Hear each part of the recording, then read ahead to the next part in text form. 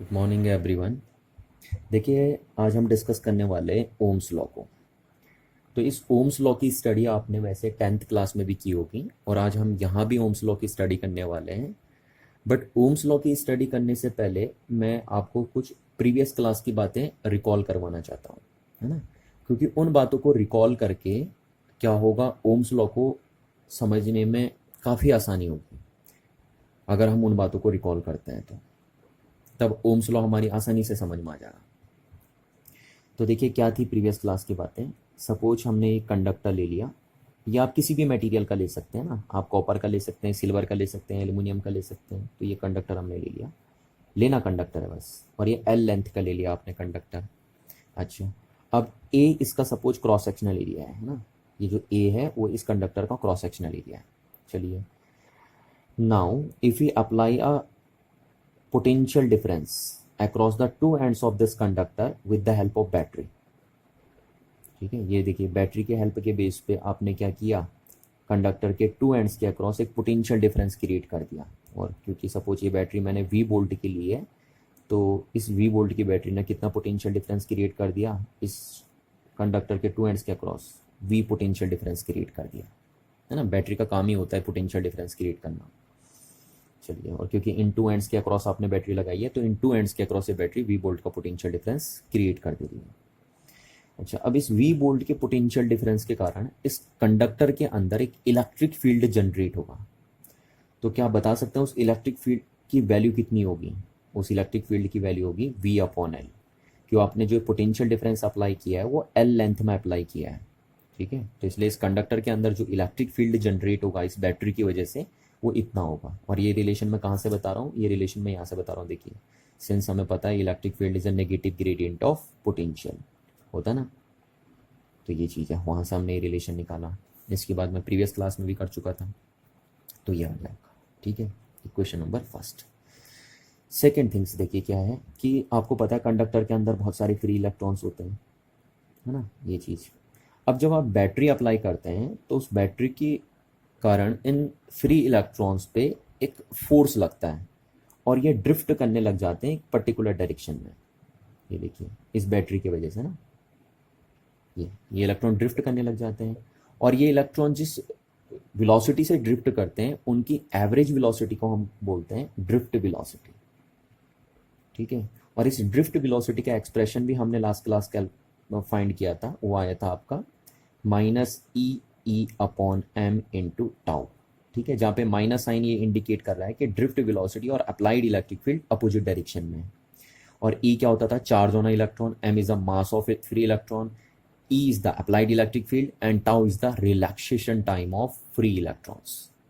ठीक है, चलिए ये बात हमने प्रीवियस क्लास में कर ली थी, तो ये क्वेश्चन नंबर बन गई थी हमारे सेकेंड। अब देखिए क्या है कि ये इलेक्ट्रॉन अगर एक पर्टिकुलर डायरेक्शन में मूव करते हैं तो एक करंट का फॉर्मेशन कर देते हैं। ठीक है, और एक करंट फ्लो होने लग जाती है इन इलेक्ट्रॉनों के ड्रिफ्ट होने की वजह से इस कंडक्टर के अंदर, और उस करंट की डायरेक्शन होती है इलेक्ट्रॉन की ड्रिफ्ट की अपोजिट डायरेक्शन में।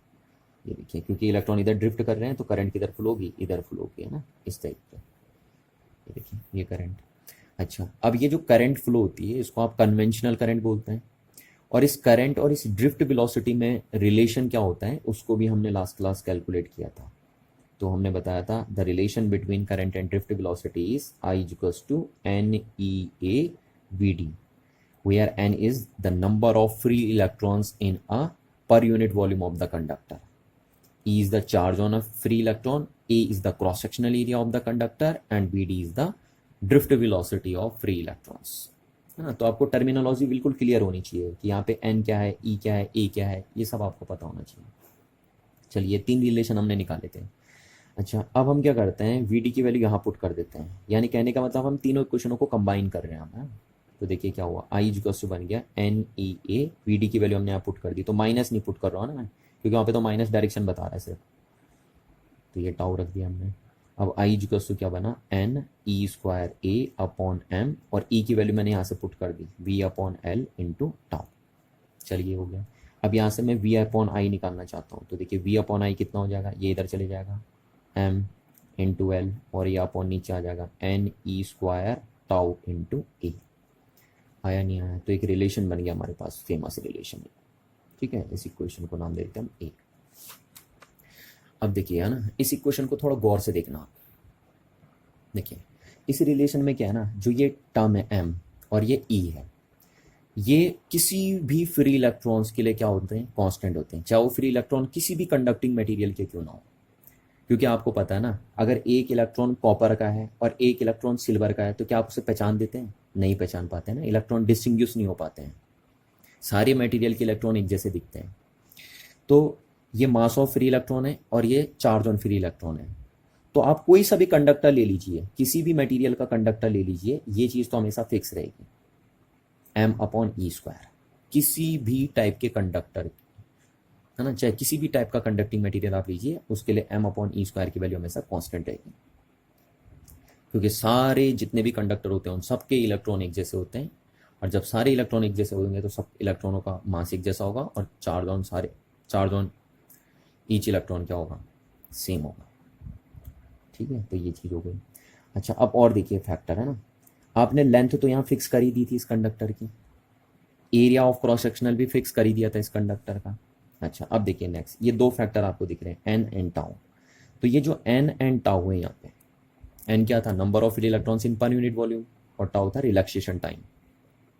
तो ये जो दो फैक्टर्स होते हैं, ये डिपेंड करते हैं, डिपेंड्स अपॉन, या ऐसा बोल सकते हैं, depends upon the two factors. ये दो चीज़ों पे डिपेंड करते हैं, डिपेंड्स अपॉन टू फैक्टर्स। देखिए पहला, ये दोनों किस पे डिपेंड करते हैं, पहले तो ये डिपेंड करते हैं नेचर ऑफ कंडक्टर पे। ठीक है, कि जो आपका कंडक्टिंग मटेरियल है उसका नेचर कैसा है, यानी वो सिल्वर का है या कॉपर का है या एल्यूमिनियम का है, इस बात पे डिपेंड करता है। कैसे, देखिए अगर आप देखिए सिल्वर का लेंगे, है ना, मटेरियल सब कुछ आपने सिल्वर लिया, तो सिल्वर में जो number of electrons in per unit volume है वो डिफरेंट होंगे as compare to the number of free electrons in per unit volume in copper. यानी कॉपर में एन की वैल्यू अलग होगी और सिल्वर में एन की वैल्यू अलग होगी। तो नेचर ऑफ कंडक्टर चेंज करने से एन की वैल्यू चेंज हो जाएगी। अच्छा, दूसरा देखिए क्या है, अगर आप मटेरियल का नेचर चेंज करते हैं तो इलेक्ट्रॉनों का रिलैक्सेशन टाइम भी चेंज हो जाता है। ठीक है, क्योंकि हर किसी कंडक्टर के जो इलेक्ट्रॉन हैं उनका जो रैंडम मोशन है वो डिफरेंट डिफरेंट है। जैसे कॉपर के जो इलेक्ट्रॉन्स हैं वो डिफरेंट तरीके से मूव करते हैं, सिल्वर के जो इलेक्ट्रॉन हैं वो डिफरेंट तरीके से मूव करते हैं, तो इसलिए उनका रिलैक्सेशन टाइम भी क्या होगा, डिफरेंट डिफरेंट होगा। तो इसलिए अगर आप नेचर ऑफ कंडक्टर चेंज करते हैं तो एन की वैल्यू भी चेंज हो जाएगी और टाउ की वैल्यू भी चेंज हो जाएगी। तो इसलिए हम कह सकते हैं कि जो एन और टाउ है वो नेचर ऑफ कंडक्टर पे डिपेंड कर रहा है। चलिए, दूसरा, ये दोनों फैक्टर्स डिपेंड करते हैं टेम्परेचर ऑफ कंडक्टर पे, टेम्परेचर ऑफ कंडक्टर पे, कि कंडक्टर का टेम्परेचर कितना है। ठीक है, उस बात पे भी दोनों डिपेंड करते हैं। सपोज मैंने एक पर्टिकुलर कंडक्टर ले लिया कॉपर का, ठीक, जैसे ये कॉपर का ले लिया हमने कंडक्टर एक। अब इस कॉपर के कंडक्टर का अगर आप टेम्परेचर बढ़ाएंगे तो एन की वैल्यू बढ़ जाएगी। देखिए, क्योंकि आप ज़्यादा टेम्परेचर देंगे तो ज़्यादा इलेक्ट्रॉन क्या होंगे, फ्री होंगे, और एन की वैल्यू फिर क्या हो जाएगी, इंक्रीज हो जाएगी। ठीक है, तो टेम्परेचर बढ़ाने से एन की वैल्यू भी बढ़ती है। अगर आप किसी कंडक्टर का टेम्परेचर बढ़ाएंगे तो उसके एन की वैल्यू बढ़ जाएगी। सेकेंड चीज़ क्या है, देखिए आप किसी कंडक्टर का अगर टेम्परेचर बढ़ाते हैं तो उसके इलेक्ट्रॉनों को एनर्जी मिलती है, और अगर उसके इलेक्ट्रॉनों को एनर्जी मिलती है इस टेम्परेचर के बढ़ने के कारण, तो उसके इलेक्ट्रॉन ज़्यादा तेज़ी से मूव करते हैं। अगर वो ज़्यादा तेज़ी से मूव करेंगे तो वो जल्दी जल्दी कोलाइड करेंगे, है ना, बहुत फास्टली कोलाइड करेंगे। और अगर वो फास्ट कोलाइड करेंगे तो उनका जो रिलैक्सेशन टाइम है वो डिक्रीज हो जाएगा। तो इसका मतलब हम कह सकते हैं कि टेम्परेचर बढ़ाने से रिलैक्सेशन टाइम क्या हो जाता है, डिक्रीज हो जाता है। ठीक है, तो देखिए अगर आप टेम्परेचर चेंज करेंगे तो टाउ चेंज हो जाएगा, और टाउ चेंज होगा तो ये चीज़ चेंज हो जाएगी, होगी नहीं होगी। तो ये बात ध्यान रखना आपको कि जब भी आप एक कंडक्टिंग मटेरियल का टेम्परेचर क्या करते हैं, इंक्रीज करते हैं, तो उसके जो फ्री इलेक्ट्रॉन है उनका रिलैक्सेशन टाइम क्या हो जाता है, डिक्रीज हो जाता है, क्योंकि वो जल्दी जल्दी कोलाइड करते हैं। चलिए, तो आई होप आपको इतनी बात यहाँ पे समझ में आ गई होगी, है ना। अच्छा, अब अगर मैं बात करूँ, देखिए मैं यहाँ पे सेंटेंस लिखता हूँ, at constant temperature, at constant temperature, constant pressure and constant strain, constant strain. Strain का मतलब आप समझते हो ना, जो चीज़ छोटी बड़ी नहीं हो सकती तो हम बोलते हैं हमने उसका स्ट्रेन क्या कर दिया है, कांस्टेंट कर दिया है। यानी अगर किसी चीज़ का स्ट्रेन कांस्टेंट है तो इसका मतलब आप ना तो उसके लेंथ को चेंज कर सकते हो ना उसके एरिया को चेंज कर सकते हो। ये मतलब होता है स्ट्रेन से। आपने 10th 11th क्लास में भी पढ़ा है ना ये। तो at constant temperature, constant pressure and constant strain the factor m upon n e square tau into l upon a for a particular conductor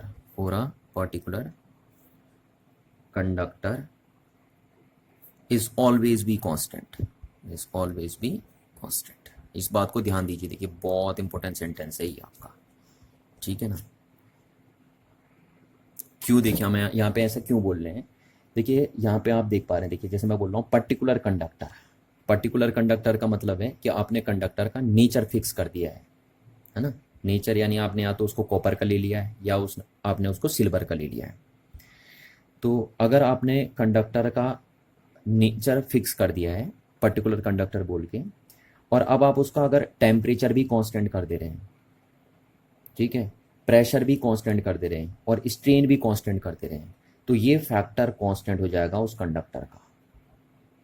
अब उस कंडक्टर का ये फैक्टर क्या नहीं हो सकता, चेंज नहीं हो सकता है। क्योंकि चेंज कब हो सकता था, जब आप कंडक्टर का मटेरियल चेंज करते हैं, यानी उसका नेचर चेंज करते हैं, तो नेचर आपने फिक्स कर दिया। चलिए, दूसरा ये फैक्टर कब चेंज हो सकता था, जब आप मटेरियल का टेम्परेचर चेंज करते हैं, तो आप टेम्परेचर भी चेंज कर नहीं रहे, आपने कांस्टेंट कर दिया। अच्छा, तीसरा ये फैक्टर कब चेंज हो सकता था, जब आप मटेरियल का स्ट्रेन या प्रेशर चेंज करते हैं, क्योंकि स्ट्रेन से देखिए ये चीज़ें चेंज हो जाएंगी, है ना, या प्रेशर से ये चीज़ें चेंज हो जाएंगी। तो अब आप उसका प्रेशर भी चेंज नहीं कर रहे हैं और स्ट्रेन भी चेंज नहीं कर रहे हैं, तो इसका मतलब उसका ये फैक्टर भी क्या हो गया, कांस्टेंट हो गया। तो अगर किसी एक पर्टिकुलर कंडक्टर का टेम्परेचर, प्रेशर, स्ट्रेन अगर आप कांस्टेंट कर दीजिए तो उसका ये फैक्टर, उस कंडक्टर का ये फैक्टर क्या हो जाता है, कांस्टेंट हो जाता है। इस बात को आपको ध्यान रखना है, ठीक है। तो देयरफॉर आप बोल सकते हैं v upon I equals to क्या हो जाएगा, ये कांस्टेंट हो जाएगा। देखिए हो जाएगा या नहीं होगा, देखिए ये चीज़, ठीक है। अब इस चीज़ में देखिए आप इसको कैसे लिख सकते हैं, ये ध्यान रखना कि ये कंडक्टर के लिए v अपॉन आई का रेशियो सिर्फ कांस्टेंट कब आ रहा है, जब आप उस कंडक्टर का नेचर फिक्स कर दे रहे हैं, उस कंडक्टर का टेम्परेचर फिक्स कर दे रहे हैं, उस कंडक्टर का प्रेशर फिक्स कर दे रहे हैं और उस कंडक्टर का स्ट्रेन भी फिक्स कर दे रहे हैं। यानी अगर एक कंडक्टर की सारी फिजिकल कंडीशन कांस्टेंट कर दी जाए तो उस कंडक्टर का जो पोटेंशियल डिफरेंस एंड करंट का रेशियो होगा वो हमेशा क्या आएगा, कांस्टेंट आएगा, ठीक है ना। अच्छा, अब इस चीज़ को देखिए हम ऐसा लिख सकते हैं, v is to constant into I लिख सकता हूँ ना, देखिए यहाँ चले जाएगा। अच्छा, अब आपको पता है कि प्रोपोर्शनल का साइन हटा के कांस्टेंट लगता है, तो कांस्टेंट का साइन हटा के क्या लगेगा, प्रोपोर्शनल लगेगा ना। तो आप इसको ऐसे लिख देंगे v प्रोपोर्शनल टू आई, है ना, या इसको आप ऐसे भी लिख सकते हैं, देखिए i प्रोपोर्शनल टू v। तो ये देखिए i प्रोपोर्शनल टू v एक कंडक्टर के लिए कब पॉसिबल है, समझ रहे हैं ना आप क्या बोल रहा हूं मैं आपसे, कि एक कंडक्टर के लिए i प्रोपोर्शनल टू v कब पॉसिबल है, वो सिर्फ तभी पॉसिबल है जब उस कंडक्टर की आप सारी फिजिकल कंडीशनें क्या रखेंगे, कांस्टेंट रखेंगे, ठीक है। तो यहां से हम बोल सकते हैं कि अगर एक कंडक्टर की सारी फिजिकल कंडीशनें कांस्टेंट रखी जाए, लाइक जैसे टेम्परेचर उसका कांस्टेंट रख दिया जाए, उसका प्रेशर कांस्टेंट रख दिया जाए, उसका स्ट्रेन कांस्टेंट रख दिया जाए, उसके मटेरियल का नेचर कांस्टेंट कर दिया जाए, तो उस कंडक्टर में जो करंट पास होगी वो डायरेक्टली प्रोपोर्शनल होगी उसके टू एंड्स के अक्रॉस जो पोटेंशियल डिफरेंस है उसके, ये। और इसी चीज को ओम्स लॉ का नाम दे देते हैं, ठीक है ना, यही चीज हमारी ओम्स लॉ है, ये देखिए, ठीक, इसी चीज को हम ओम्स लॉ बोलते हैं कि the current passes through in a conductor is directly proportional to the potential difference across its two end if the physical condition of the conductor like temperature, pressure, strain are kept to be constant। तो I hope आपको इतनी बातें समझ में आ गई होंगी, और अब देखिए यहाँ से ओम्स लॉ समझना काफ़ी आसान हो जाएगा अब आपके लिए, ठीक है, क्योंकि सारी बातें हम कर चुके हैं। अब देखिए, अब हम लिखते हैं हेडिंग ओम्स लॉ, ठीक है, ओम्स लॉ लिखते हैं। तो क्या कहता है, देखिए ओम्स लॉ, ओम्स लॉ का स्टेटमेंट क्या है आपका? According to Ohm's law the current flowing through a conductor is directly proportional to the potential difference across the ends of the conductor. But ये सिर्फ कब पॉसिबल है कह रहा हूँ मैं ऐसा, ये सिर्फ तभी पॉसिबल है जब क्या हो, प्रोवाइडेड द फिजिकल कंडीशन, जब फिजिकल कंडीशन क्या हो, कांस्टेंट हो ना। फिजिकल कंडीशन लाइक कौन कौन सी आपकी, टेम्परेचर, प्रेशर और कौन, स्ट्रेन, etc और भी आ जाएंगे, ठीक है। Of the conductor remains constant या अनचेंज्ड, जो भी बोलना आपको। ये चीज़ देखिए, ये है ओम्स लॉ आपका, है ना। तो ये ओम्स लॉ वही चीज़ है जो देखिए मैंने आपको अभी बताई थी, यही चीज़ है ओम्स लॉ। देखिए यही बात तो बताई थी मैंने आपको यहाँ पे, बस इसी को ओम्स लॉ ने दूसरे तरीके से बोल दिया ना, तो हमने ओम्स लॉ पढ़ लिया एक तरीके से, ठीक है। यही कह रहा हूँ ओम्स लॉ। ओम्स क्या कह रहा है देखिए, जैसे ये देखिए मैं आपको ये बता दूँगा, एक कंडक्टर ये है सपोज, और इस कंडक्टर के टू एंड्स के अक्रॉस अगर आप पोटेंशियल डिफरेंस अप्लाई कर रहे हैं, ठीक है, ये suppose we potential difference apply कर दिया मैंने इस कंडक्टर के टू एंड्स के across with the help of battery, तो इसमें जो करंट पास होगी, ठीक है, जो करंट पास होगी इस कंडक्टर में, वो डायरेक्टली प्रोपोर्शनल होगी इसके टू एंड्स के अक्रॉस जो पोटेंशियल डिफरेंस है उसके। बट ये सिर्फ तभी पॉसिबल है जब इस कंडक्टर की सारी फिजिकल कंडीशंस क्या रखी जाएं, कांस्टेंट रखी जाएं। और उस फिजिकल कंडीशंस में कौन कौन सी चीज़ें इंक्लूड होती हैं, like temperature, pressure, nature, strain of the conductor, ये सारी चीज़ें इंक्लूड होती हैं, ठीक है ना। पर देखिए अगर एक कंडक्टर की फिजिकल कंडीशंस कांस्टेंट ना रहें तो फिर उस कंडक्टर में जो करंट पास होगी वो डायरेक्टली प्रोपोर्शनल नहीं होगी उसके टू एंड्स के अक्रॉस जो पोटेंशियल डिफरेंस है उसके, ठीक है ना। यानी I प्रोपोर्शनल टू V सिर्फ तब तक ही पॉसिबल है जब तक कंडक्टर की फिजिकल कंडीशंस क्या रखी जाएंगी, कांस्टेंट रखी जाएंगी। अगर आप कंडक्टर की फिजिकल कंडीशंस कांस्टेंट ना रख पाएँ तो I प्रोपोर्शनल टू V नहीं होगा। इस बात को आप सीधे सीधे समझ लीजिए, है ना। यही बात कह रहा है ओम्स आपका। चलिए तो अब इसको हम क्या कर, और क्या लिख सकते हैं, देखिए V प्रोपोर्शनल टू I भी लिख सकते हैं, है ना। अब यहाँ से हटाएंगे तो आपको पता है कांस्टेंट लगेगा, प्रोपोर्शनलिटी साइन जब भी आप रिमूव करते हैं तो एक कांस्टेंट लगता है, तो ये R लगेगा आपका। अब हियर ये R क्या, देखिए हियर R इज, देखिए R का एक कॉमन नाम आप क्या दे सकते हैं, पहले R का एक कॉमन नाम तो आप दे सकते हैं प्रोपोर्शनलिटी कांस्टेंट, बिकॉज प्रोपोर्शनल का साइन हटा के लगा है कांस्टेंट, तो इसको आप प्रोपोर्शनलिटी कांस्टेंट बोल सकते हैं in general way. But in a particular way this R is called resistance. देखिए नया नाम आ गया यहाँ पे ना, रेजिस्टेंस किसका, ऑफ द कंडक्टर, इस कंडक्टर का रेजिस्टेंस है। समझ में आ रही ना बात, इस कंडक्टर का रेजिस्टेंस है ये। तो यहाँ पे कह रहा हूँ आर के दो नाम हो सकते हैं। जनरल वे में तो आप बोल सकते हैं कि it is known as proportionality constant, क्योंकि प्रोपोर्शनल का साइन हटा के लगा है। But in a particular way this R is known as resistance of a conductor. अच्छा अभी आपको रेजिस्टेंस ऑफ अ कंडक्टर को टेंशन नहीं लेनी है ना, इसकी टेंशन नहीं लेनी कि रेजिस्टेंस ऑफ अ कंडक्टर क्या होता है। अभी बस सिर्फ आप इतना समझिए कि ये आर जो है वो कंडक्टर का रेजिस्टेंस बोला जाएगा, और इसको रेजिस्टेंस नाम किसने दिया, ओम्स ने दिया है ना। और ये ओम्स का पूरा नाम था जॉर्ज साइमन ओम। 1828 में इन्होंने ये अपना लॉ प्रेडिक्ट किया था, ठीक है। तो चलिए यहाँ पे ये R resistance of the conductor बोला जाता है, ठीक है। तो यहाँ से अगर हमें आर की वैल्यू बताएं तो आर इक्वल्स टू क्या हो जाएगा, वी अपॉन आई। ये बन गया, देखिए आपका फॉर्मूला बन गया ना। अब अगर मैं इस आर की वैल्यू आपसे पूछूं कि इस आर की वैल्यू कितनी होती है, तो रियल में हमने वैसे निकाल लिया। देखिए ये देखिए अभी अभी मैंने आपको बताई थी ना ये चीज़ कि V upon I equals to constant. तो ये कॉन्स्टेंट कौन था यहाँ पे, ये कॉन्स्टेंट यही चीज़ तो थी, इसी चीज़ को तो मैंने कॉन्स्टेंट बोला था।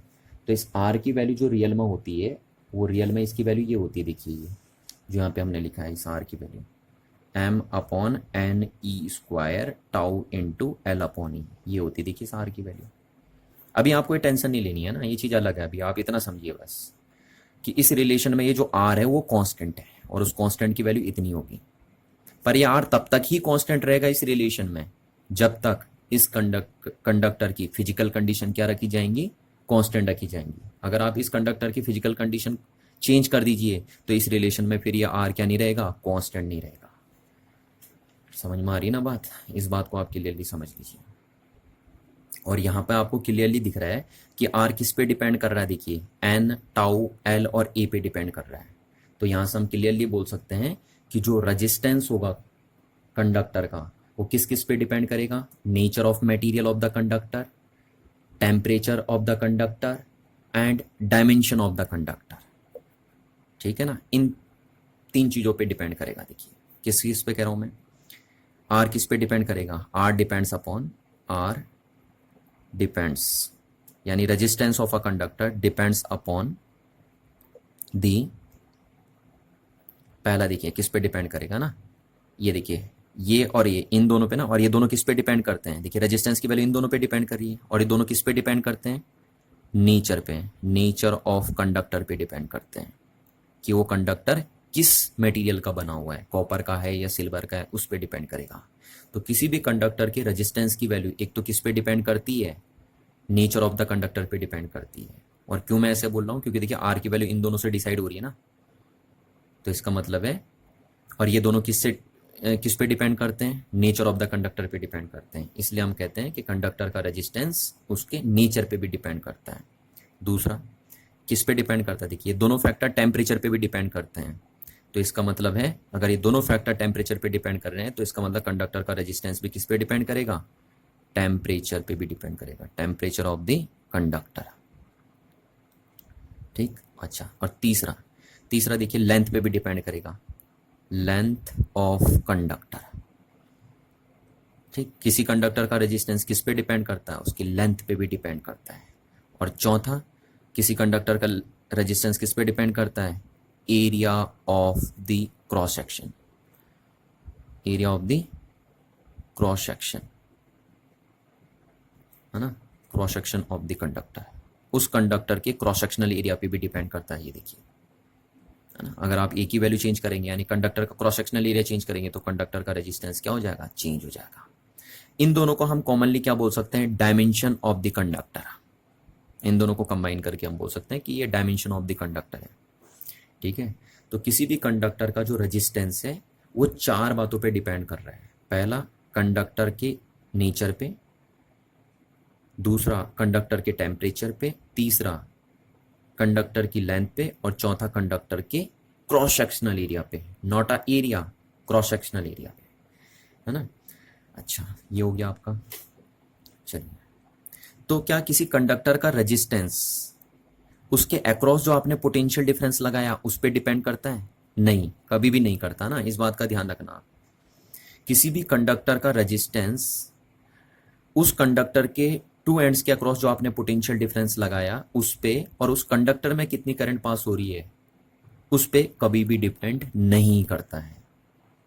क्यों नहीं करता, क्योंकि इस रिलेशन में आप देखिए ना कि जो आर है वो कांस्टेंट है।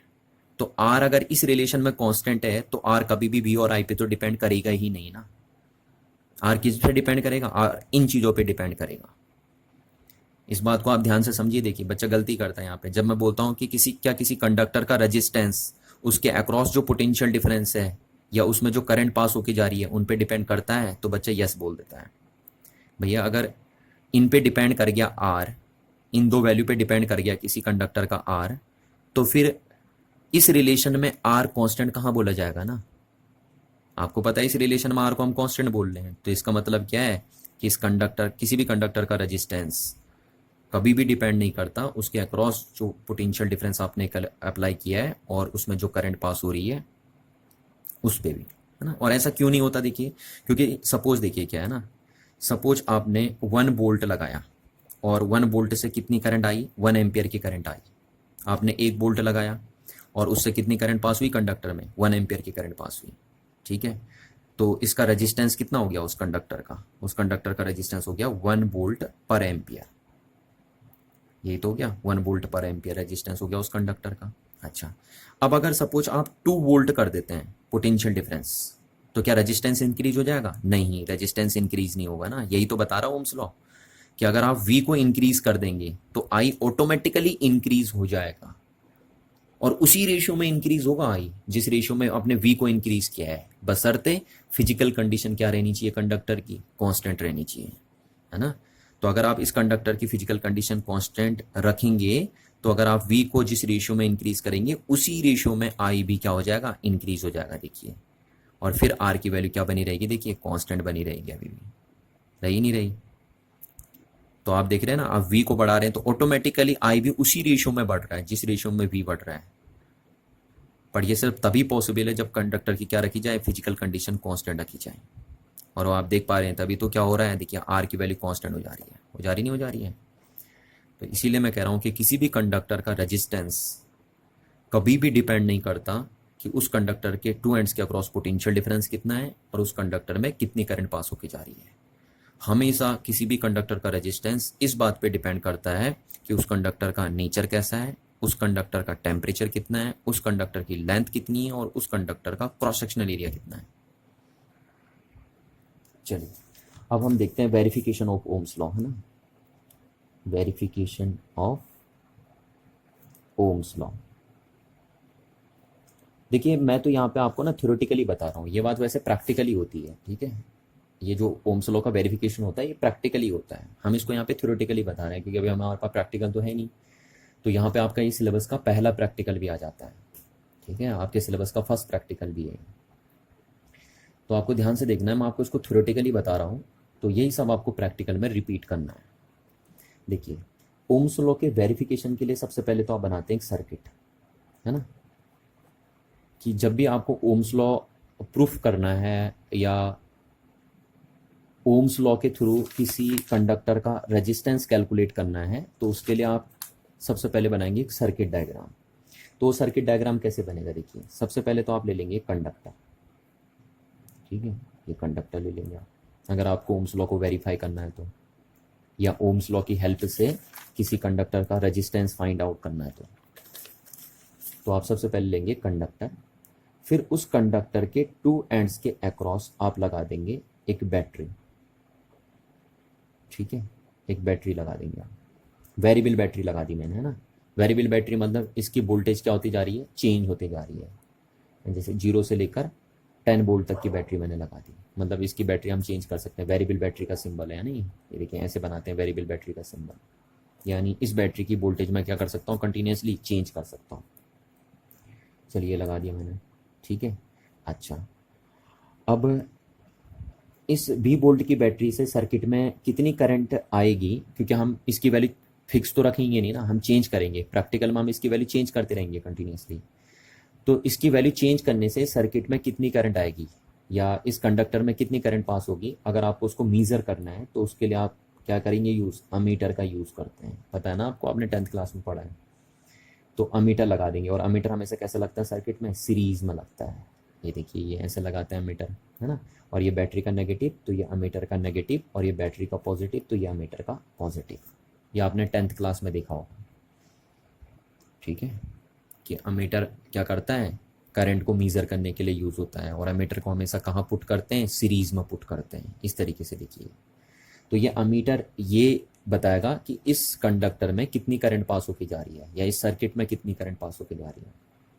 चलिए, अब इस बैटरी से आपने कितना पोटेंशियल डिफरेंस अप्लाई किया इस कंडक्टर के टू एंड्स के अक्रॉस, अगर आपको उसको मीज़र करना है तो आप क्या यूज़ करते हैं? वोल्ट मीटर यूज़ करते हैं। देखिए, ये वोल्ट मीटर आपको ये बताएगा कि इस बैटरी के थ्रू आपने कितना पोटेंशियल डिफरेंस अप्लाई किया है इस कंडक्टर के टू एंड्स के अक्रॉस, ठीक है। और वोल्ट मीटर मीज़र भी क्या करता है? Potential difference across the two ends of a conductor. तो ये लगा दिया हमने, और वोल्ट मीटर हमेशा पैरेलल में लगता है, तो ये देखिए हमने पैरेलल में लगा दिया, है ना।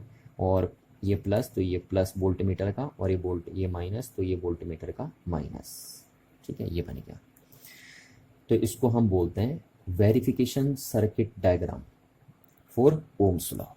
जब आप प्रैक्टिकल करेंगे लैब में तो आप इसी तरीके का सर्किट डायग्राम बनाएंगे, ठीक है। आपके पास एक वेरिएबल बैटरी होगी, उसके उससे आप कंडक्टर को जोड़ देंगे और फिर उस कंडक्टर के अक्रॉस पैरेलल में एक वोल्टमीटर लगा देंगे वोल्टेज को मेजर करने के लिए, और सर्किट में सीरीज में क्या लगा देंगे, अमीटर लगा देंगे करंट को मेजर करने के लिए। क्योंकि अगर आपको ओम्स लॉ को वेरीफाई करना है ना, तो देखो आपको वी और आई की रीडिंग चाहिए, चाहिए नहीं चाहिए? तो वी और आई की रीडिंग हम कहाँ से मेजर करेंगे, इस वोल्ट मीटर और इस अमीटर से मेजर करेंगे। ये वी की रीडिंग देगा और ये आई की रीडिंग देगा। चलिए, है ना। तो ओम्स लॉ ये कह रहा है, देखिए आपका V proportional to I, V is equals to R I और R is equals to V upon I, यही तो कह रहा है ओम्स लॉ, है ना। तो अब देखिए इस टाइप से प्रैक्टिकल होगा यहाँ पे, जब आप प्रैक्टिकल करेंगे तो ऐसे निकल के आएगा, कुछ इस टाइप से निकल के आएगा। मैं तो एक एग्जाम्पल दे रहा हूँ आपको सिर्फ, ठीक है, एक एग्जाम्पल दे रहा हूँ। देखिए आपने 4 बार एक्सपेरिमेंट करना है। कितनी बार एक्सपेरिमेंट करना है? 4 बार आपको एक्सपेरिमेंट करना है। चलिए, मैं सिर्फ एक एग्जाम्पल से समझा रहा हूँ आपको, डेमोन्स्ट्रेशन करके, है ना। ऐसा हकीकत में आपके प्रैक्टिकल में जाके हो वो ज़रूरी नहीं है।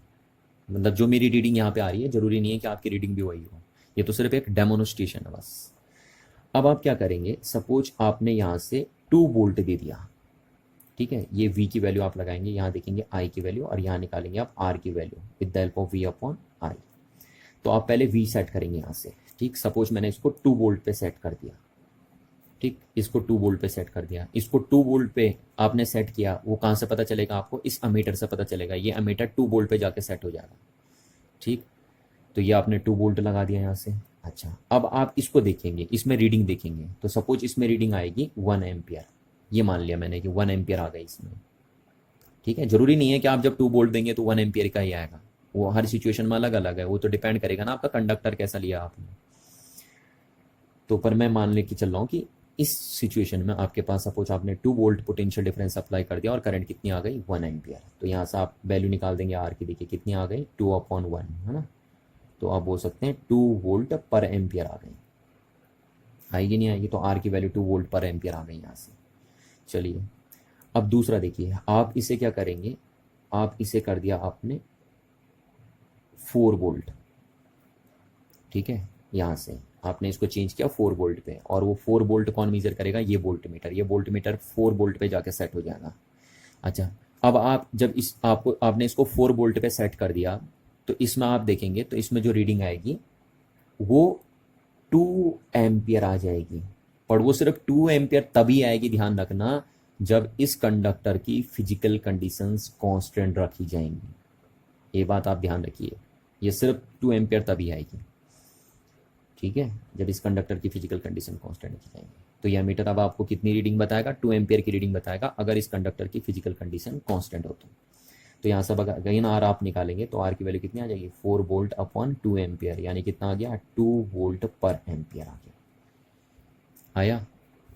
चलिए, अब आप क्या करेंगे, इसको फिर सेट कर देंगे, आप इसे सेट कर देंगे 6 वोल्ट पे, ठीक। अब 6 वोल्ट पे आपने इसे सेट किया, वो कहाँ से पता चलेगा आपको, ये वोल्ट मीटर से पता चलेगा। ये वोल्ट मीटर आपको 6 वोल्ट की रीडिंग बता देगा, ठीक। और उसके बाद आप इसे देखेंगे, तो अगर इस कंडक्टर की फिजिकल कंडीशन कांस्टेंट रखी गई है तो क्या होगा, ये अमीटर आपको श्योरली है कि 3 एम्पियर की रीडिंग बताएगा। यानी इस अमीटर की जो रीडिंग होगी वो आएगी 3 एम्पियर, ठीक है। और यहाँ से फिर अगेन आप आर की वैल्यू निकालेंगे तो कितनी आएगी आपके, 6 वोल्ट अपॉन 3 एम्पियर, यानी अगेन कितना आ गया आपका, 2 वोल्ट पर एम्पियर। यहाँ आ गया, देखिए। फिर उसके बाद अगेन मैंने इसको सेट किया 8 वोल्ट पे, ठीक। 8 वोल्ट पे वो यहाँ वोल्ट मीटर आपका बता देगा कि कितनी वोल्टेज, कितनी वोल्ट पे आपने इस बैटरी को सेट कर दिया, ठीक है। अच्छा, अब फिर आप अमीटर को देखेंगे तो ये अमीटर आपको 4 एम्पियर की करंट मेजर करके देगा, बट ये सिर्फ 4 एम्पियर की करंट मेजर करके तभी देगा, ध्यान रखना, जब इस कंडक्टर की फिजिकल कंडीशन क्या रखी जाए, कांस्टेंट रखी जाए। बार बार मैं यही बात रिपीट कर रहा हूँ आपसे। तो आर इक्वल्स टू, फिर अगेन आप निकालेंगे तो 8 वोल्ट अपॉन 4 एम्पियर, अगेन कितना है आपका, 2 वोल्ट पर एम्पियर। तो आप देख पा रहे हैं, देखिए कि अगर इस कंडक्टर की फिजिकल कंडीशन कांस्टेंट है तो आर की वैल्यू फिक्स है, देखिए है या नहीं है, देखिए आर की वैल्यू। तो वही तो मैं आपसे कह रहा हूं कि कंडक्टर का रेजिस्टेंस कभी भी, है ना, कभी भी डिपेंड नहीं करता है कि उसके अक्रॉस पोटेंशियल डिफरेंस आपने कितना लगाया, उसके अक्रॉस उसमें कितनी करंट पास होती जा रही है। तो आप यहाँ से बोल सकते हैं the resistance of a conductor is never be depends on the potential difference applied across its two end the current passes through in that conductor. ये दिख रहा है ना आपको, देखिए आप चाहे 2 बोल्ट लगा दीजिए, 4 लगा दीजिए, 6 बोल्ट लगा दीजिए, 8 बोल्ट लगा दीजिए, कंडक्टर का रेजिस्टेंस क्या बना हुआ है, कांस्टेंट बना हुआ है। ये चाहे कंडक्टर में आप 1 एम्पियर की करंट पास कराइए, 2 की एम्पियर की पास करवाइए, 3 एम्पियर करंट पास करवाइए या 4 एम्पियर की करंट पास करवाइए, कंडक्टर के रेजिस्टेंस पे कोई फर्क नहीं पड़ने वाला अगर कंडक्टर की फिजिकल कंडीशंस कांस्टेंट हैं तो। ठीक है, तो यही तो बता रहा है आपका ओम्स लॉ। अच्छा चलिए अब इसका हम ग्राफ बनाते हैं ना, तो इसका हम वी वर्सेज आई ग्राफ बना देते हैं। देखिए वी वर्सेज आई ग्राफ, तो इधर मैं करंट की रीडिंग ले लेता हूँ 1 एम्पियर, 2 एम्पियर, 3 एम्पियर, 4 एम्पियर। ठीक, और इधर मैं इसकी वैल्यू बना देता हूँ 2 volt, 4 volt, 6 volt and 8 volt. अब देखिए जब करंट वोल्टेज की वैल्यू थी 2 तो करंट की वैल्यू कितनी थी 1, ये रख दिया हमने। ठीक है, वोल्टेज की वैल्यू कितनी थी 4 वोल्ट तो करंट की वैल्यू कितनी है 2, तो ये रख दिया हमने। यहाँ वोल्टेज की वैल्यू थी 6 वोल्ट तो करंट की वैल्यू कितनी थी 3, तो ये रख दिया हमने। और जब करंट की वैल्यू वोल्टेज की वैल्यू थी 8 वोल्ट तो करंट की वैल्यू कितनी थी 4, तो ये रख दिया हमने। अब इन सबको अगर हम ज्वाइन करेंगे तो क्या आया, देखिए आपके पास एक स्ट्रेट लाइन आया ना। ठीक है, तो वी वर्सेस आई ग्राफ का, वी वर्सेस आई ग्राफ हमेशा एक स्ट्रेट लाइन आता है। ठीक, जब एक कंडक्टर की क्या रखी जाए, फिजिकल कंडीशन कांस्टेंट रखी जाए तो इसको हम ऐसे भी बोल सकते हैं कि जब भी किसी कंडक्टर के लिए वी वर्सेज आई ग्राफ एक स्ट्रेट लाइन आता है तो उस कंडक्टर का रेजिस्टेंस हमेशा क्या रहता है, कांस्टेंट रहता है ना। हम ऐसे भी बोल सकते हैं, देखिए ध्यान से सुनिए कि whenever the V versus I graph for a conductor is to be a straight line then we can say the resistance of that conductor is always be constant. ये देखिए। अच्छा, अब इस v वर्सेस आई ग्राफ का अगर हम slope निकाल लें, क्या निकाल लें, स्लोप। आपको पता ना किसी लाइन का स्लोप कैसे कैलकुलेट करते हैं, टेन थीटा से कैलकुलेट करते हैं। कहाँ से कैलकुलेट करते हैं, टेन थीटा से। ये देखिए थीटा आएगा जो है ना, टेन थीटा से। तो क्या आएगा, देखिए टेन थीटा को क्या हो जाएगा, v अपॉन आई होता है ना, परपेंडिकुलर। टेन थीटा को क्या होता है, परपेंडिकुलर अपॉन बेस। तो परपेंडिकुलर है v और बेस है i, तो ये निकल आया आपने। ठीक, तो ये v अपॉन आई क्या आ रहा है, आर आ रहा है। आएगा नहीं आएगा, v अपॉन आई इसको। ठीक है, तो इसीलिए हम बोलते हैं कि जो v वर्सेस i ग्राफ आता है उसका स्लोप क्या इंडिकेट करता है, उसका स्लोप रेजिस्टेंस को इंडिकेट करता है। तो ये बात आपको बहुत ध्यान से समझनी है यहाँ पे, है ना। दोबारा मैं रिपीट कर रहा हूँ, the slope of v versus i graph is always B indicate the resistance of the conductor. ठीक है, चलिए, और यहाँ पे ये रेजिस्टेंस कैसा होगा, कांस्टेंट होगा, क्योंकि ये स्ट्रेट लाइन है ना, तो स्ट्रेट लाइन का स्लोप हमेशा क्या होता है, कांस्टेंट होता है। तो इसलिए यहाँ पे रेजिस्टेंस जो होगा कंडक्टर का वो क्या हो जाएगा, कांस्टेंट हो जाएगा, क्योंकि हम बोल रहे हैं इस ग्राफ का स्लोप क्या होगा, कांस्टेंट होगा। होगा ना, स्ट्रेट लाइन का आपको पता है, जो स्ट्रेट लाइन होती है उसका स्लोप कांस्टेंट होता है। और क्योंकि यहाँ पे जो स्ट्रेट लाइन है v वर्सेज आई ग्राफ की, जो ये स्ट्रेट लाइन है उसका स्लोप क्या इंडिकेट कर रहा है, रेजिस्टेंस इंडिकेट कर रहा है। तो इसलिए हम कह सकते हैं क्योंकि इस लाइन का स्लोप कांस्टेंट है, देयरफॉर जो रेजिस्टेंस होगा वो भी क्या होगा, कांस्टेंट होगा। और डेफिनेटली अगर आप इस आर की वैल्यू को यहाँ से कैलकुलेट करेंगे तो इस आर की वैल्यू यहाँ पे कितनी आएगी, 2 वोल्ट पर एम्पियर आएगी। ठीक है, अगर आप चाहिए तो कैलकुलेट करके देख सकते हैं यहाँ पे, जैसे निकालते हैं ना। ये देखिए, ये थीटा लीजिए और आपको पता है टेन थीटा इसको कैसे निकलता है, परपेंडिकुलर अपॉन बेस। ठीक है, तो ये निकाल लीजिए आप यहाँ से, तो ये 2 वोल्ट पर एम्पियर आएगी। अंडरस्टूड है ना। देखिए क्योंकि ये यहाँ से यहाँ कितना है, देखिए 2 वोल्ट है और ये कितना है, ये आपका 1 एम्पियर। तो अगर आप यहाँ से टेन थीटा निकाल लेंगे तो देखिए टेन थीटा इसको कितना आएगा, 2 वोल्ट अपॉन 1 एम्पियर। आएगा नहीं आएगा, परपेंडिकुलर अपॉन बेस, तो ये आ गया देखिए आपके पास, और यही तो आर है। तो ये चीज़ आपको ध्यान रखनी है। चलिए, अच्छा अब यहाँ से देखिए एक सिंपल सी बात हम बोलें कि अगर slope of v versus I graph क्या है, हाई है, तो इसका मतलब कंडक्टर का रेजिस्टेंस भी क्या होगा, हाई होगा। समझ में आ रही ना बात। ये देखिए किसी कंडक्टर के लिए v वर्सेज आई ग्राफ का स्लोप जितना ज़्यादा होगा उस कंडक्टर का रेजिस्टेंस भी उतना क्या होगा, ज़्यादा होगा, क्योंकि स्लोप ही तो रेजिस्टेंस बता रहा है ना। तो इसलिए जितना ज़्यादा स्लोप होगा v वर्सेज आई ग्राफ का उतना ज़्यादा उस कंडक्टर का क्या होगा, रेजिस्टेंस होगा।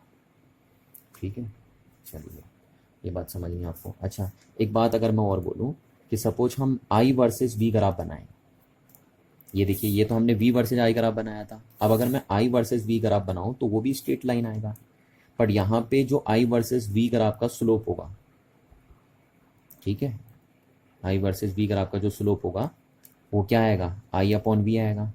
तो आई वर्सेस वी ग्राफ का जो स्लोप होगा वो रेजिस्टेंस नहीं बताएगा, वो वन अपॉन रेजिस्टेंस बताएगा। फिर इस बात को आपको ध्यान रखना है। क्लियर है ना ये बात? हाँ, तो गड़बड़ नहीं करनी है आपको। आई वर्सेस वी ग्राफ का स्लोप क्या इंडिकेट करता है, वन अपॉन रेजिस्टेंस, जबकि वी वर्सेस आई ग्राफ का स्लोप क्या रिप्रेजेंट करता है, रेजिस्टेंस रिप्रेजेंट करता है। ठीक है, चलिए यहाँ पे एक छोटा सा क्वेश्चन मैं अगर आपसे पूछूं कि सपोज हमने वी वर्सेस आई ग्राफ बनाया टू कंडक्टर्स के लिए, एक कंडक्टर ये है ए और दूसरा कंडक्टर ये है बी। ठीक है, क्या बोल रहा हूँ मैं कि सपोज हमने V versus I graph draw किया टू कंडक्टर्स के लिए, एक कंडक्टर है ए और दूसरा कंडक्टर है बी, तो आप क्या मेरे को बता सकते हैं कि इन दोनों में से किस कंडक्टर का रेजिस्टेंस हाई होगा? यस, हम डेफिनेटली बता सकते हैं कि किस कंडक्टर का रेजिस्टेंस हाई होगा, है ना, क्योंकि इस ग्राफ का स्लोप हाई है। देखिए इस ग्राफ का स्लोप ज़्यादा है, तो इसका मीनिंग क्या है कि इस कंडक्टर का रेजिस्टेंस क्या होगा, हाई होगा। तो resistance of a conductor A is higher than the resistance of conductor B, ये आप सीधे बता सकते हैं, क्योंकि वी वर्सेस आई ग्राफ की जो लाइन आएगी उसका स्लोप क्या इंडिकेट करता है, रेजिस्टेंस इंडिकेट करता है। तो क्योंकि इस लाइन का स्लोप हाई है इसलिए हम कहते हैं कि इस कंडक्टर का रेजिस्टेंस हाई हो गया as compare to this conductor.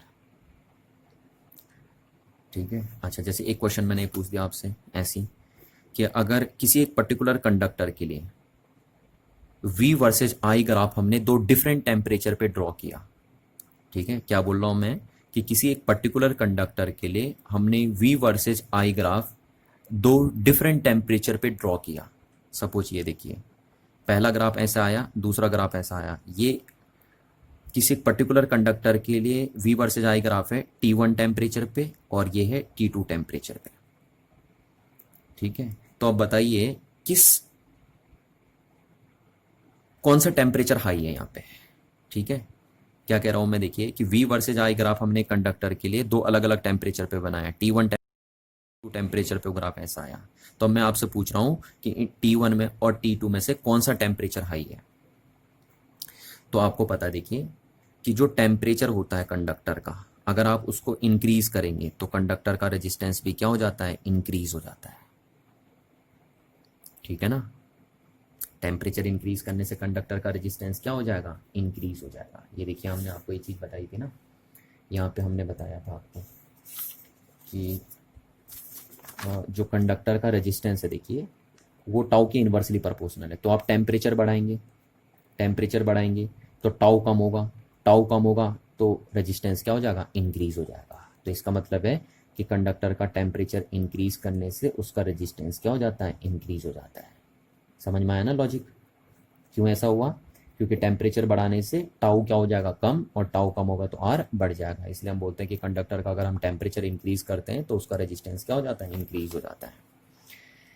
ठीक है, तो देखिए अब एक कंडक्टर का अगर आपने V वर्सेज I ग्राफ बनाया है दो डिफरेंट टेम्परेचर पे, है ना, T1 और T2 पे, तो हम पूछ रहे हैं कि T1 हाई है या T2 हाई है। तो आप देखिए इस लाइन का स्लोप ज़्यादा है तो इसका मतलब इसका रेजिस्टेंस हाई है, यानी इस टेम्परेचर पे कंडक्टर का रेजिस्टेंस हाई है, तो इसका मतलब है कि ये टेम्परेचर हाई होगा, है ना। तो हम कह सकते हैं कि T1 is greater than T2, क्योंकि किसी भी कंडक्टर का रेजिस्टेंस हाई होता है जब उसका टेम्परेचर क्या होता है, हाई होता है। तो क्योंकि इस ग्राफ का स्लोप हाई है तो हम कह सकते हैं कि इस टेम्परेचर पे कंडक्टर का रेजिस्टेंस क्या है, हाई है। इसीलिए जो T1 है वो ग्रेटर देन है किससे, T2 से। चलिए अब हम बात कर लेते हैं रेजिस्टेंस की, है ना, थोड़ी सी बातें रेजिस्टेंस के बारे में भी कर लेते हैं। तो देखिए पूरा नाम तो इसका है इलेक्ट्रिकल रेजिस्टेंस, ठीक है, पूरा नाम ये है इलेक्ट्रिकल रेजिस्टेंस, शॉर्टकट आप बोल सकते हैं क्या, रेजिस्टेंस। चलिए तो आपने अभी भी ओम्स लॉ पढ़ा है, तो ओम्स लॉ में आपको दिखाई देता है, देखिए ये चीज़ जो है वो इसको आप रेजिस्टेंस बोलते हैं। ठीक है, और किसका रेजिस्टेंस होता है, ये कंडक्टर का रेजिस्टेंस होता है। तो देखिए कंडक्टर का रेजिस्टेंस आप कैसे डिफाइन करते हैं ना, क्या होता है कंडक्टर का रेजिस्टेंस। तो कंडक्टर का रेजिस्टेंस कंडक्टर की वो प्रॉपर्टी होती है जिस प्रॉपर्टी के बेस पे कंडक्टर अपने अंदर इलेक्ट्रिक चार्ज के फ्लो होने का अपोज करता है। ठीक है, तो हम यहाँ से बोल सकते हैं कि resistance is that property of a conductor due to which it oppose the flow of charge through in it. तो यहाँ से लिख लेते हैं हम डेफिनेशन कि it is that property of a conductor, that property of a conductor, ये conductor की एक प्रॉपर्टी है। ठीक है, प्रॉपर्टी है ये किसकी, एक कंडक्टर की, ड्यू टू विच, जिसके कारण करता है क्या है, due to which it oppose the, किसका अपोज, फ्लो ऑफ चार्ज। या फ्लो ऑफ चार्ज को आप क्या बोल देते हैं शॉर्टकट में, करंट बोल देते हैं ना। करंट का अपोजिशन बोल दीजिए या फ्लो ऑफ चार्ज का अपोजिशन बोल दीजिए, एक ही बात है। तो it is that property of a conductor due to which it oppose the flow of charge through in it, through in it. ठीक है, ये बात आपको ध्यान रखनी है। चलिए, तो अब यहाँ से देखिए हम रेजिस्टेंस को और बनाते हैं, रेजिस्टेंस है ना। तो अगर हम इसकी एसआई यूनिट बनाएं, देखिए SI unit of resistance, SI unit of resistance, तो क्या होगा देखिए, इसकी एसआई यूनिट बनाई, इसकी एसआई यूनिट बनाई, इसकी एसआई यूनिट बन जाएगी। तो इसकी एसआई यूनिट क्या होती है, वोल्ट, वोल्ट साइंटिस्ट का नेम था। ए आई, आई की एसआई यूनिट क्या होती है, एम्पियर, करंट है ना, तो करंट की एसआई यूनिट एम्पियर होती है, एम्पियर भी साइंटिस्ट का नेम है। तो वोल्ट पर एम्पियर इज नोन एज ओम। ठीक है, यार ये ओम भी साइंटिस्ट का नेम है। तो रेजिस्टेंस की जो एसआई यूनिट होती है वो होती है ओम। और 1 ओम कितना होता है, 1 ओम होता है 1 वोल्ट अपॉन 1 एम्पियर। ठीक है ना, 1 वोल्ट कितना होता है, सॉरी 1 ओम कितना होता है, 1 वोल्ट अपॉन 1 एम्पियर। तो अगर मैं बोलता हूँ यहाँ से कि डिफाइन दी 1 ओम रेजिस्टेंस, तो how to define 1 ohm resistance, तो आप बोलेंगे the resistance of a conductor is said to be 1 ohm if a current of 1 ampere flows through it when the potential difference of 1 volt is applied across it। यानी conductor का resistance 1 ओम तब बोला जाएगा जब उस कंडक्टर में 1 ampere की current flow होगी, जब आप उस कंडक्टर के 2 एंड्स के अक्रॉस कितना पोटेंशियल डिफरेंस अप्लाई करेंगे, 1 वोल्ट का पोटेंशियल डिफरेंस अप्लाई करेंगे। तो अगर एक कंडक्टर के 2 एंड्स के अक्रॉस 1 वोल्ट का पोटेंशियल डिफरेंस अप्लाई करने से उसमें 1 एम्पियर की करंट फ्लो हो जाती है, तो हम कहते हैं उस कंडक्टर का रेजिस्टेंस कितना है, 1 ओम। ठीक है, ये चीज़ हो गई। अच्छा, तो ये हो गया, शॉर्टकट में हम इसे ऐसे लिख देंगे, देखिए 1 ओम, ये ओमेगा लगाते हैं हम इसको ना, ओमेगा से बना देते हैं ऐसे करके, ये ओम हो गया आपका। ठीक है, अच्छा अब इसका हम यहाँ पे डायमेंशनल फार्मूला बना देते हैं, डायमेंशनल फार्मूला ऑफ रेजिस्टेंस। तो देखिए डायमेंशनल फार्मूला क्या बनेगा ना, वी का डायमेंशनल फार्मूला बना दीजिए, आई का डायमेंशनल फार्मूला बना दीजिए, तो आर का बन जाएगा। तो वी का डायमेंशनल फार्मूला हम कैसे बनाएंगे, देखिए है ना, वी को हम क्या लिख सकते हैं, वी इक्वल्स टू क्या होता है, डब्ल्यू अपॉन क्यू जीरो। तो वी को हमने डब्ल्यू अपॉन क्यू जीरो लिख दिया, क्योंकि आपको पता है किसी भी फिजिकल क्वांटिटी का अगर आपको डायमेंशनल फार्मूला बनाना है तो आप उसको पहले बेस क्वांटिटीज़ के टर्म्स में एक्सप्रेस करते हैं। तो मैंने ये लिख दिया, और इनटू करंट का फार्मूला क्या होता है, करंट आई को, सो आपको पता है क्यों, तो करंट तो फंडामेंटल फिजिकल क्वांटिटी है, तो इसको आप एज इट इज लिख देंगे। तो आर इज को क्या हो गया, डब्ल्यू। अब देखिए वर्क का डायमेंशनल फार्मूला आपको सीधे पता होना चाहिए, कितना होता है, ML_T-2। ठीक है ना, ML2T-2, ये वर्क का डायमेंशनल फार्मूला होता है, आपको सीधे याद रहना चाहिए। ठीक है, ML2T-2। अच्छा, अब चार्ज देखिए, चार्ज को आप कैसे लिखते हैं, चार्ज को आप लिखते हैं, क्योंकि करंट इक्वल्स टू होता है फॉर्मूला चार्ज अपॉन टाइम, तो चार्ज इक्वल्स हो गया करंट इनटू टाइम। तो चार्ज की वैल्यू यहाँ से रख देंगे आप, आई इंटू टी, और ये क्या हो गया, आई। तो आई इंटू आई क्या हो गया आपका, आई स्क्वायर और इंटू टी। तो करंट, अब करंट का डायमेंशनल फॉर्मूला क्या होता है, ए और उसका स्क्वायर, और टाइम का क्या हो गया, एस। तो ये बन गया आपका ML/2, सॉरी यार, टाइम के लिए हम यहाँ टी लगाएंगे ना, एस नहीं टी लगाएंगे, है ना, लगा दी। तो ये टाइम ऊपर जाएगा तो कितनी पावर हो जाएगी, -3 पावर हो जाएगी आपकी, और ए की पावर ऊपर जाएंगी तो -2 पावर हो जाएगी। तो ये रहा आपका रेजिस्टेंस का डायमेंशनल फार्मूला, है ना, डायमेंशनल फार्मूला ऑफ रेजिस्टेंस ही हो गया। चलिए अब हम बात कर लेते हैं कॉज ऑफ रेजिस्टेंस की। कॉज ऑफ रेजिस्टेंस, ठीक है, ये कंडक्टर के अंदर जो रेजिस्टेंस होता है ना वो क्यों होता है, उसका कॉज क्या है वो हम जानते हैं। तो देखिए आपको बताया था मैंने, जो ये कंडक्टर होता है उस कंडक्टर के अंदर बहुत सारे क्या होते हैं, फ्री इलेक्ट्रॉन्स होते हैं, इसकी बात हमने पहले कर दी थी, ठीक है। और बहुत सारे आयंस भी होते हैं, इन फ्री इलेक्ट्रॉन्स के कारण ही तो कंडक्टर के अंदर क्या बनते हैं, बहुत सारे आयंस भी होते हैं। तो एक कंडक्टर के अंदर बहुत सारे फ्री इलेक्ट्रॉन्स और बहुत सारे क्या होते हैं, आयंस होते हैं।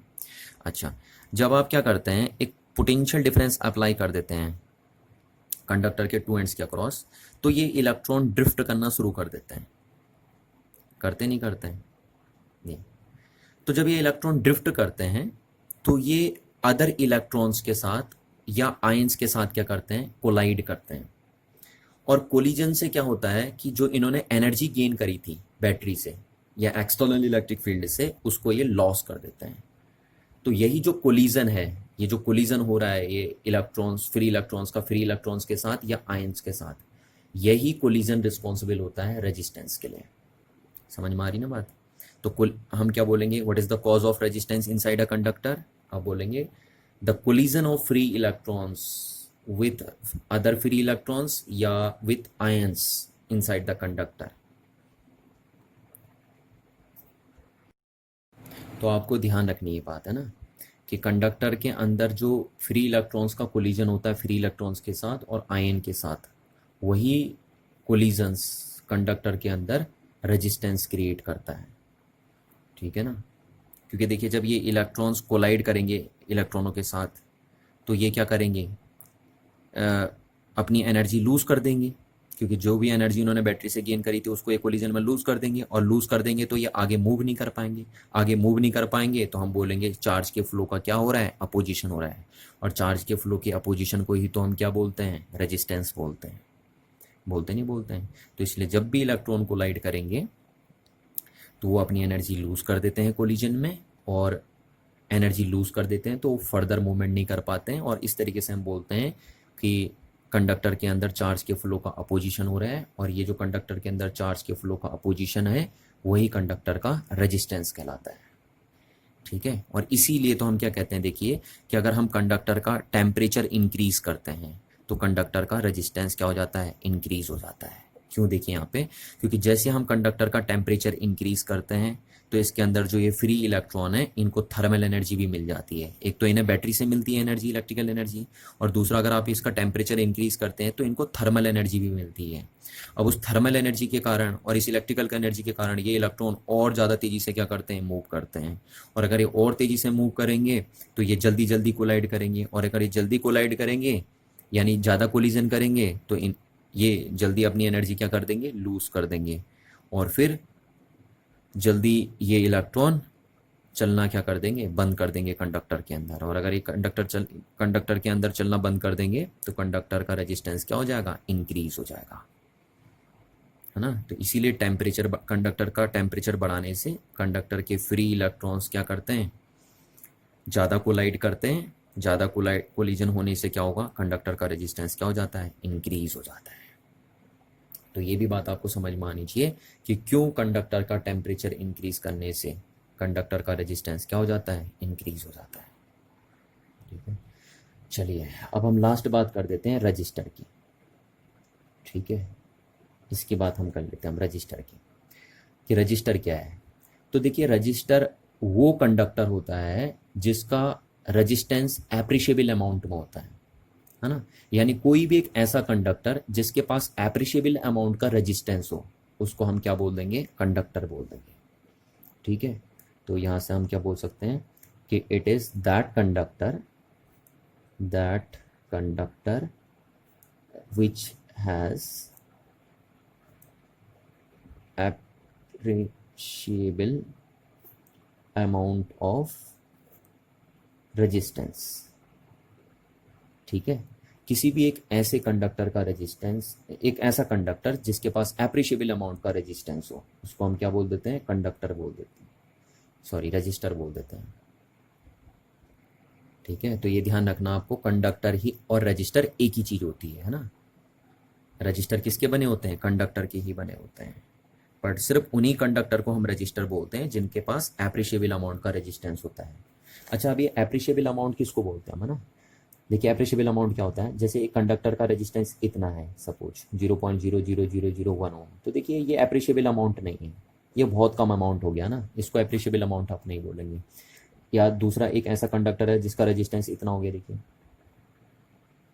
ठीक है, तो इसको भी हम रजिस्टर नहीं बोलेंगे, क्योंकि इस कंडक्टर का रेजिस्टेंस बहुत ही ज़्यादा हो गया तो ये भी अप्रिशिएबल अमाउंट नहीं है। इस कंडक्टर का रेजिस्टेंस बहुत ही कम हो गया तो ये भी अप्रिशिएबल अमाउंट नहीं है, ठीक है। तो जिस कंडक्टर का रेजिस्टेंस एप्रिशिएबल अमाउंट का होता है सिर्फ उसी को आप रजिस्टर बोलते हैं। जैसे सपोज एक कंडक्टर का रेजिस्टेंस 100 ओम है या 1000 ओम है, तो जिस कंडक्टर का रेजिस्टेंस ऐसे देखिए ये एप्रिशिएबल अमाउंट का होता है, सिर्फ उन्हीं को आप क्या बोलते हैं, रजिस्टर्स बोलते हैं, ठीक है। जैसे हमारा बल्ब हो गया, उसको हम रजिस्टर बोल सकते हैं, क्योंकि जो बल्ब है उसका एक एप्रिशिएबल अमाउंट का रेजिस्टेंस होगा, है ना।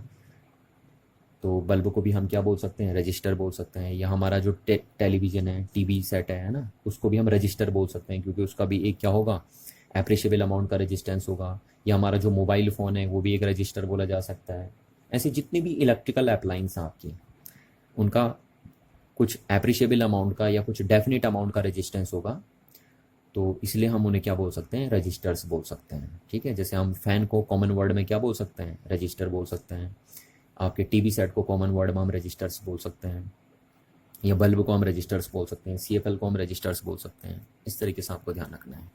अच्छा, अब रजिस्टर का सिंबल कैसे होता है, देखिए जैसे बैटरी का सिंबल ये होता है, सेल का सिंबल ये होता है ना, ऐसे सर्किट में सेल को ऐसे दिखाते हैं, बैटरी को ऐसे दिखाते हैं, देखिए ये इस तरीके से। तो ऐसे ही रजिस्टर को कैसे दिखाते हैं, तो रजिस्टर का सिंबल ये होता है, देखिए सर्किट में इस तरीके से दिखाते हैं हम रजिस्टर को। ये दिखाता है ना, ये देखिए ये ऐसे दिखाता है कि अपोजिशन हो रहा है चार्ज के लिए, देखिए क्योंकि मैंने कहा ना रेजिस्टेंस क्या है, resistance is the opposition for the flow of charge. तो ये ऐसा लग रहा है ना, कांटे जैसे लगे हैं, तो इसलिए रजिस्टर का सिंबल ये होता है। तो जिस रजिस्टर का सिंबल आप ऐसे बनाओगे, वो रजिस्टर एक फिक्स्ड रजिस्टर होगा, यानी उसका रेजिस्टेंस फिक्स होगा, ठीक। तो ये फिक्स रजिस्टर का सिंबल है। जबकि अगर मैं ऐसे एक सिंबल बना दूं, तो ये सिंबल किसका होगा, एक वेरिएबल रजिस्टर का होगा, ठीक है। यानी ये एक ऐसा रजिस्टर है जिसका रेजिस्टेंस क्या कर रहा है, वेरी कर रहा है। और जबकि ये एक ऐसा रजिस्टर है जिसका रेजिस्टेंस क्या है, फिक्स है। तो ये फिक्स रजिस्टर का सिंबल है और एक वेरिएबल रजिस्टर का सिंबल है, ठीक है ना। और अगेन मैं आपसे बार बार कह रहा हूँ कि रजिस्टर क्या होता है, एक कंडक्टर ही होता है। बस जिस कंडक्टर का रेजिस्टेंस एप्रिशिएबल अमाउंट का हो जाए वो कंडक्टर क्या बोला जाता है, रजिस्टर बोला जाता है। तो थैंक यू एवरीवन।